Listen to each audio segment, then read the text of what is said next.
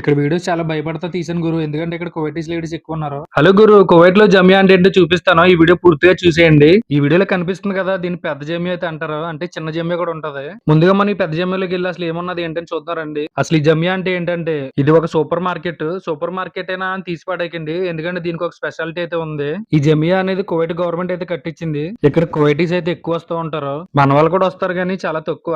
ఎందుకంటే దీంట్లో రేట్లు చాలా ఎక్కువ ఉంటాయి. స్టార్టింగ్ లోనే చూడండి గురు, రకరకాల చాక్లెట్స్ అయితే ఉన్నాయి. ఇక్కడ ఎక్కడ లేని సరుకు అంతా ఇక్కడ ఉన్నట్టుంది. కువైటీస్ చాక్లెట్స్ బాగా ఎక్కువ తింటారు. చాలా రకాలు పెట్టారు అందుకే ఇక్కడ.